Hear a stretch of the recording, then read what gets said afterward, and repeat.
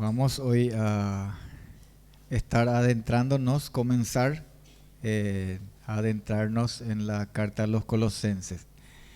El domingo pasado hicimos una introducción a esta epístola y les voy a recordar ahora, para empezar, el tema principal de la carta, que no es extraño, porque así es en toda la escritura. El tema principal es Jesucristo, ¿verdad? Jesucristo es el centro en la enseñanza de este libro de la Biblia, de esta carta. Decíamos que, leyendo algunos versículos aquí seleccionados de la carta, que en él habita corporalmente toda la plenitud de la deidad y en él los creyentes estamos completos. Todo lo que necesitamos para estar delante del Padre está en él, y en él no necesitamos de otro recurso espiritual, ni mediador, intercesor, ni que sean ángeles o santos o santas, ningún recurso espiritual, ni técnica de meditación, ni ninguna otra cosa. Con él, en él estamos completos. Dice también aquí en esta carta que en él todos nuestros pecados han sido perdonados. Estamos completamente justificados en él.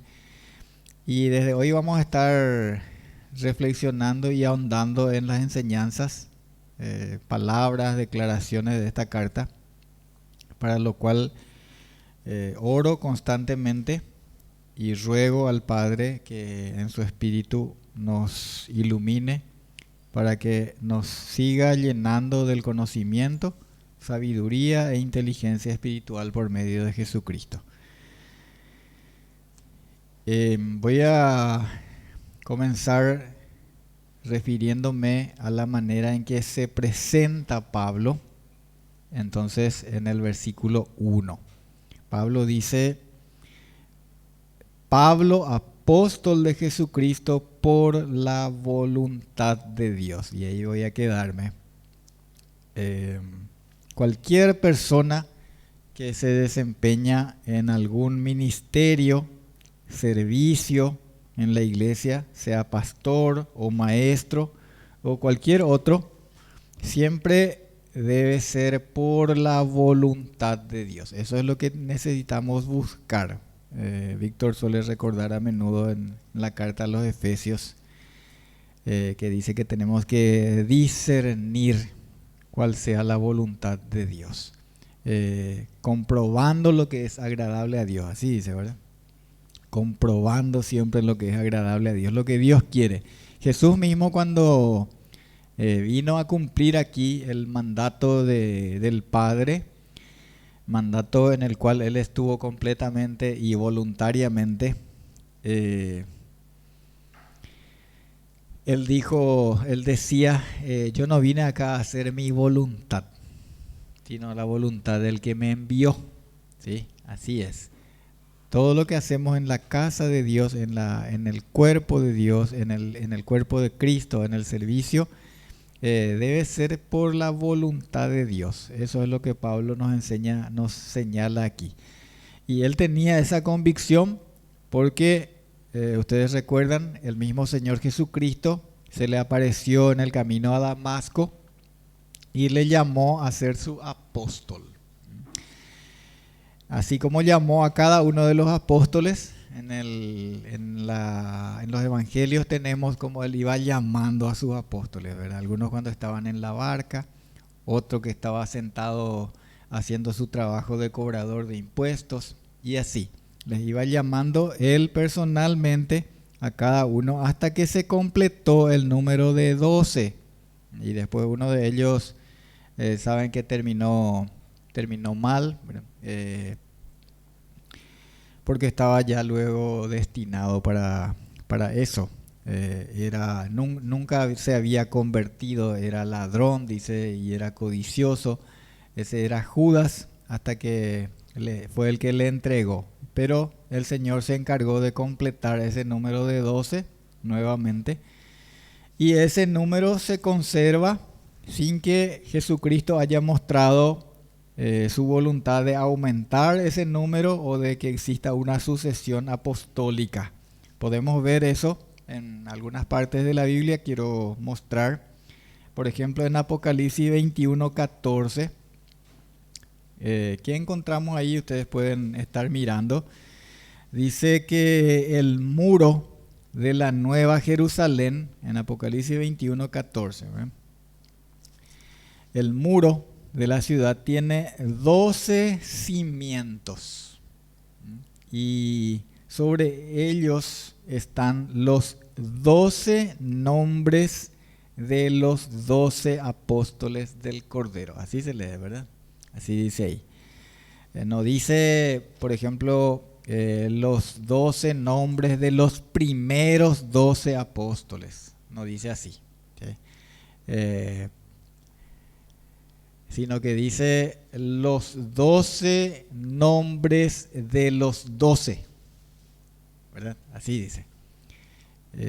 Si alguno se llamó o se hizo llamar o se hace llamar apóstol después de los 12, no es por la voluntad que Dios manifestó por Jesucristo, no en las Escrituras, no en la Biblia. Y si no es uno de los 12 apóstoles del Cordero, entonces no sé yo de quién es apóstol. Será apóstol de algún otro, pero no de Jesucristo. En 1 Corintios también, en el capítulo 15, versículos 7 y 8, podemos leer algo con respecto a esto. 1 Corintios 15, 7 y 8, dice Pablo, está hablando de que Jesús resucitado se apareció dice, esta expresión dice, a todos los apóstoles. ¿Ven? Dice a todos los apóstoles y al último de todos, como a un abortivo, me apareció a mí. Y vemos que Pablo, tenemos esta expresión que dice al último de todos, como a un abortivo, me apareció a mí. Eso es en cuanto a los que fueron llamados a ser apóstoles por la voluntad de Dios, que es la expresión que tenemos aquí en el versículo 1. Apóstol de Jesucristo por la voluntad de Dios. Sin embargo, el principio del servicio en el ministerio es el mismo. Ya vamos a pasar del apostolado, de los apóstoles de Cristo, mejor dicho. El apostolado también no es exactamente lo mismo, porque apostolado es lo que hace cualquier persona que es enviada. Por ejemplo, Jesús mismo es el apóstol de Dios, ¿sí? El enviado de Dios. Pero los apóstoles del Cordero fueron 12. Y después de eso, cada servicio o cada ministerio en la iglesia debe ser desempeñado con la convicción de ser llamado a ese ministerio por la voluntad de Dios. Las condiciones impuestas por los hombres y incluso por la iglesia fuera del consejo de las Escrituras no pueden prevalecer sobre las enseñanzas del Señor, de la palabra de Dios. Voy a decir algunas cosas que pueden ser un poco chocantes, pero yo quiero exponer lo que dice la palabra de Dios. Ustedes saben qué es lo que tratamos de hacer aquí, hacer prevalecer la Escritura. Y nadie puede ser, por ejemplo, pastor porque cumplió con algunos requisitos fuera de lo que enseña la palabra de Dios. ¿Quién puede ser pastor? ¿Dónde dice la palabra de Dios quién puede ser pastor? Y ustedes conocen, ¿verdad? Por ejemplo, 1 Timoteo capítulo 3, también Pablo a Tito. Y hay otras que están fuera de esos capítulos, no son así muy rápidamente identificables, pero sí aquellos pasajes que nos hablan de cuál debe ser la enseñanza y cuál debe ser la conducta de los que están llamados al ministerio, ¿sí? Requisito para ser pastor no puede ser, por ejemplo, que termine su estudio y reciba su título de licenciado en alguna facultad, eh, por más que sea una facultad de teología o instituto de teológico. Yo no estoy con eso menoscabando la importancia de la enseñanza, una enseñanza sistemática y sobre todo dada por buenos maestros en un instituto bíblico, en un instituto de teología. Eso vale, por supuesto, es muy importante. Pero eso no es el requisito, ni eso le habilita a una persona a desempeñarse en el ministerio. Alguien puede terminar ahí y no tener ni el llamamiento ni las condiciones requeridas por la Escritura para desempeñarse en el ministerio. Un ejemplo que estoy trayendo a colación en estos tiempos porque justamente estamos leyendo en la escuela dominical el libro de Amós. Y Amós no era de lo que en aquellos tiempos se conocía como la escuela de los profetas, ¿sí? Porque había una escuela de profetas. Sin embargo, Amós no era de ese grupo. Dice que a él le cuestionaban porque ya les molestaba la enseñanza, la prédica, como siempre pasa, o pasa a menudo, pasaba en el Antiguo Testamento y pasa en la iglesia, que cuando se predica y se llama a la conversión, al arrepentimiento y se condena el pecado, entonces se molestan los oyentes, ¿verdad? Y a Amós le decían, andate de acá, andate a tu ciudad, anda a profetizar, no venga acá a profetizar. Y él les contestaba, decía, yo no soy profeta ni hijo de profeta, yo soy boyero y yo recojo higos silvestres. Yo estaba haciendo eso cuando Jehová me llamó y me dijo, anda y profetiza, ¿sí?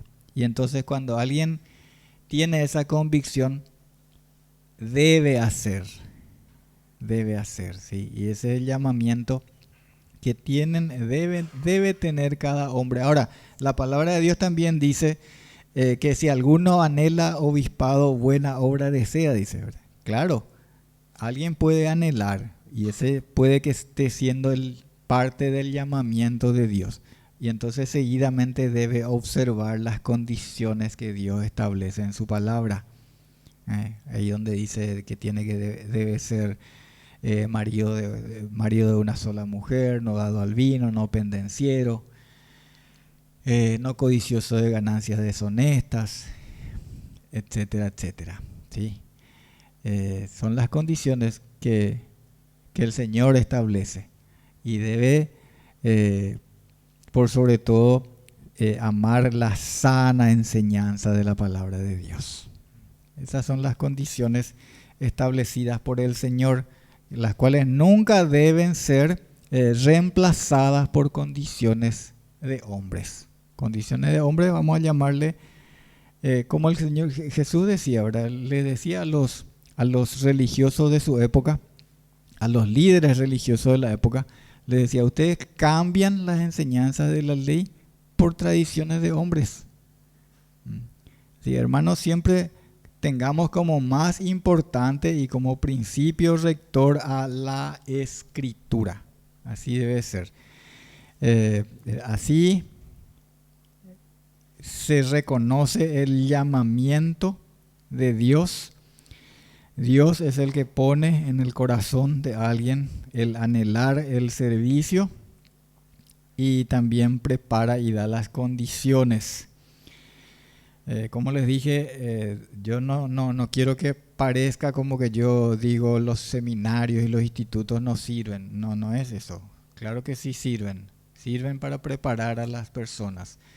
pero no constituyen la condición más importante. Sí son una ayuda importante para preparar a los que son llamados.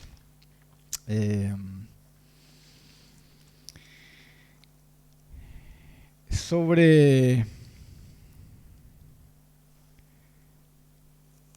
los versículos 2 y 3 de Colosenses, voy a leer y dice: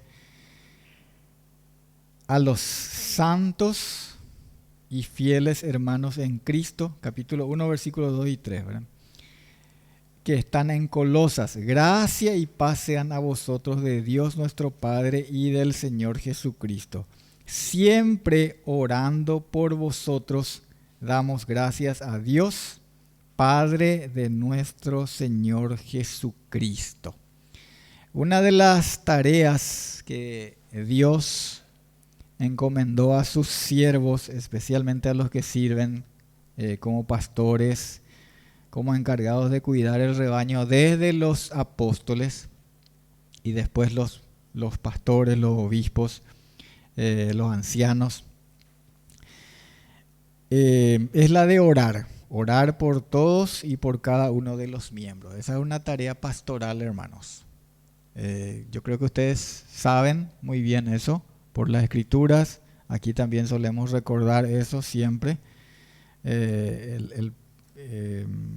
No debe ser algo extraordinario que un pastor ore por cada uno de los miembros del rebaño que Dios le encargó cuidar, Jesucristo le encargó cuidar.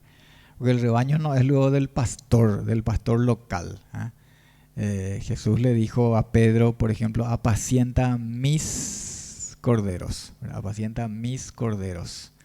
Sí, los corderos, las ovejas, hablando de los miembros de la iglesia, no son del pastor. Algunas veces yo suelo escuchar, entre ustedes también se dice, un poco jugando parece a veces, se dice: tu oveja fulano de tal. Yo, hermano, no soy dueño de ninguna oveja aquí. Gallina y chancho había en casa, pero ovejas nunca había. ¿Sí?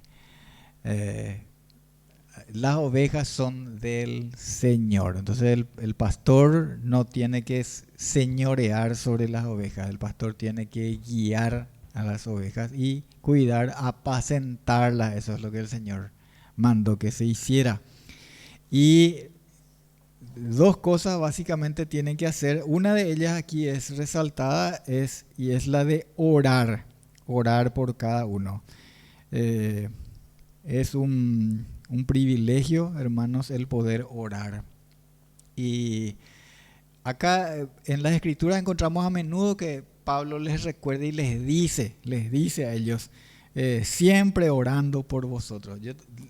Yo tengo también, por un lado, es el gozo de hacer, tengo el compromiso de hacer. Tenemos, pero no solo yo, ¿verdad? Como nos recordaba también la hermana Agustina el domingo pasado, hay cosas que todos tenemos que hacer, no solamente el pastor, ¿sí? Como predicar, como compartir la palabra de Dios, orar unos por otros, pero particularmente el Señor encomendó la obra, la tarea espiritual, en este caso el orar, a los apóstoles y a los que sirven en la iglesia como pastores.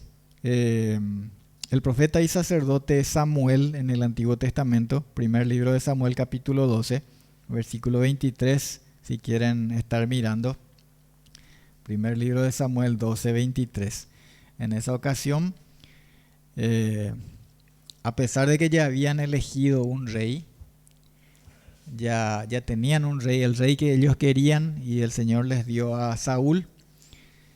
Samuel, no obstante, se compromete a seguir orando por ellos y les dice: así que lejos sea de mí que peque yo contra Jehová, cesando de rogar por vosotros. Antes os instruiré en el camino bueno y recto. Esa es una tarea espiritual que el Señor le encomienda a sus siervos.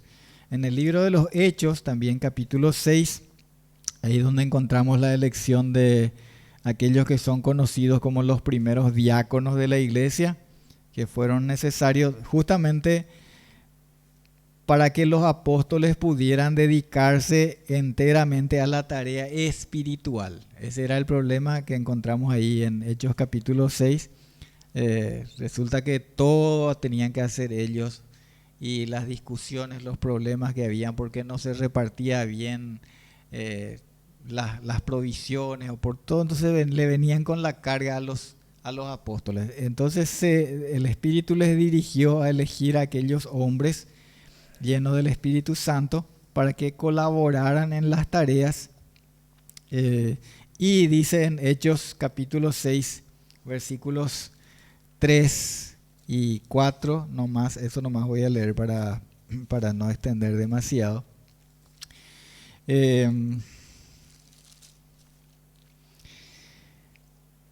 Buscad pues, hermanos, de entre vosotros a 7 varones de buen testimonio, llenos del Espíritu Santo y de sabiduría, a quienes encarguemos de este trabajo. Y nosotros persistiremos en la oración y en el ministerio de la palabra. Ese, hermanos, en la iglesia debe organizarse teniendo estos principios. Yo doy gracias a Dios porque en estos últimos tiempos nosotros estamos, a lo mejor hay ciertas cosas que no designamos, pero evidentemente hay hermanos que hacen trabajo de limpieza. Hay cosas que ustedes pueden ver acá, por ejemplo, las rejas están pintadas, ¿verdad? ¿Se dieron cuenta? Bueno, eso es por el trabajo y por el servicio de un hermano, ¿sí? Nadie le designó todavía, ¿sí? Pero está haciendo, ¿sí? Muchas cosas hay así, que tenemos ahora hermanos encargados, un equipo administrativo, ¿sí? Qué bueno, gracias a Dios, y están haciendo bien su trabajo. Gracias a Dios por eso. Eso debe ser así, hermanos, porque estas cosas no deben ser carga para aquel que el Señor llamó para otra cosa, básicamente para el trabajo espiritual. Sí, así es, no es por una cuestión así de hacerse el fino no, el Señor llamó a cada uno a hacer un trabajo en particular y cada trabajo es importante. ¿Sí? Cada trabajo es importante siempre y cuando nosotros podamos discernir cuál es la voluntad de Dios para cada uno. Vamos a avanzar un poquito más hoy, no tanto porque ya se extendió un poco el programa hoy, ¿verdad? Como siempre cuando tenemos la cena del Señor, entonces en los versículos 4 al 6 vamos a leer, dice Colosenses 1, 4 al 6, habiendo oído de vuestra fe en Cristo Jesús y del amor que tenéis a todos los santos, a causa de la esperanza que os está guardada en los cielos, de la cual ya habéis oído por la palabra verdadera del Evangelio, que ha llegado hasta vosotros, así como a todo el mundo, y lleva fruto y crece también en vosotros desde el día que oísteis y conocisteis la gracia de Dios en verdad. Quiero subrayar esto. Dice la fe en Cristo Jesús y el amor que os tenéis. El amor que se tenían aquellos hermanos y la esperanza guardada en los cielos. ¿Sí? La fe, el amor y la esperanza. Y ellos conocían acerca de esa esperanza, dice, porque habían oído por la palabra verdadera del Evangelio.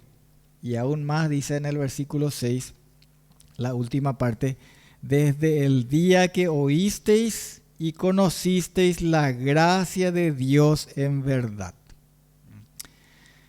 Hermanos, no nos cansamos de decir que para que alguien tenga la fe en Cristo Jesús y el amor verdadero de Cristo en el corazón, así como dice Pablo también, el amor de Dios ha sido derramado en nuestros corazones por el Espíritu Santo que nos ha sido dado, dice.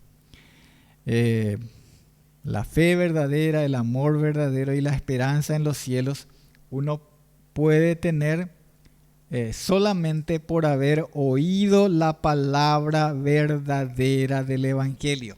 Esto no es un invento, no es una exigencia de la iglesia evangélica. No, esto es lo que dice la palabra de Dios.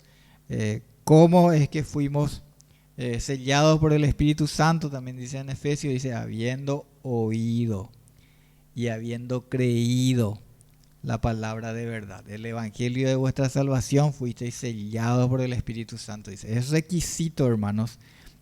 Y por eso es que el Señor les envió y les dijo a sus discípulos antes de ser ascendido, les dijo, vayan por todo el mundo y prediquen el evangelio.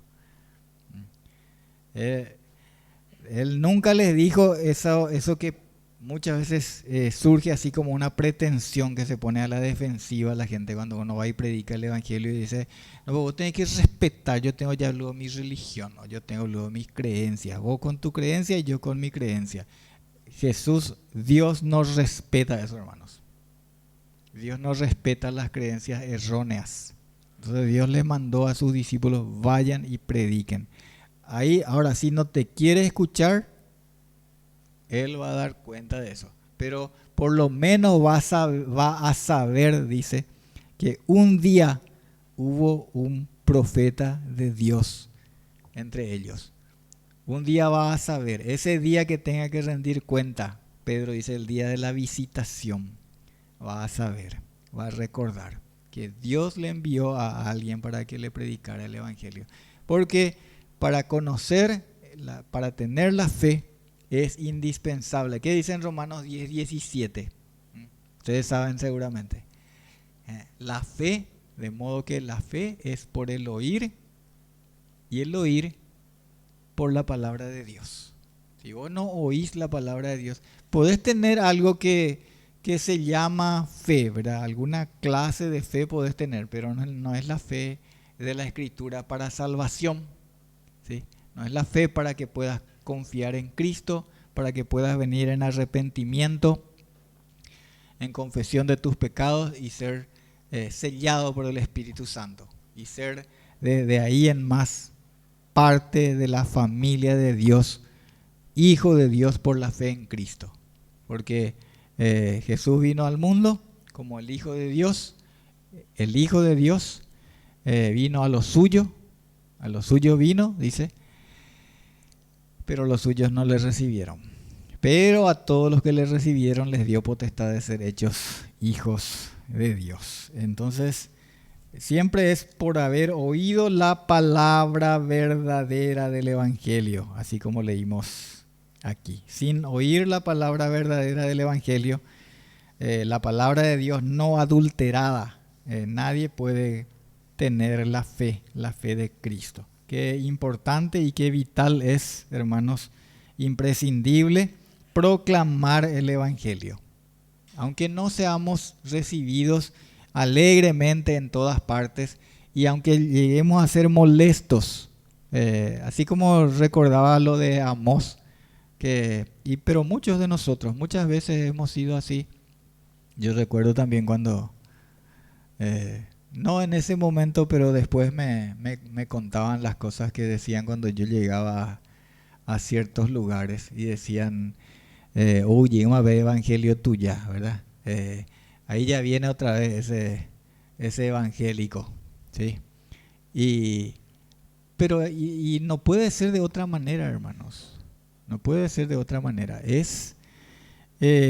A Amós le decían, andate a otra parte, anda a predicar en otro lado, ¿verdad? En otro lugar. Y él le dijo, ¿qué voy a hacer? Yo no entré en la escuela de los profetas, el Señor me llamó y me mandó a hacer. Y tenemos que hacer. tenemos que hacer, hermanos, la palabra de Dios no adulterada, porque no hay otra esperanza. No hay otra esperanza para el perdido. El que en él cree no es condenado, pero el que no cree ya ha sido condenado.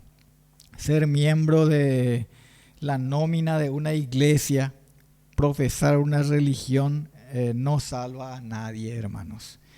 La fe para salvación es habiendo oído y habiendo creído y habiendo confesado a Dios nuestros pecados, confiar en Jesucristo como el único Señor. No hay otro camino, no hay otro Señor, no hay otro mediador entre Dios y los hombres. Oramos. Padre nuestro, te damos gracias por tu palabra. Gracias por este día en que una vez más hemos podido aquí en la congregación declarar, Señor, que solamente en Cristo hay salvación. Y gracias porque nos estás equipando para compartir el evangelio de salvación, para que la gente, las personas vengan al conocimiento, reciban por la fe la gracia, el perdón y se sumen a esta familia de amor entre hermanos, alentando la misma esperanza guardada en los cielos por Jesucristo. Amén.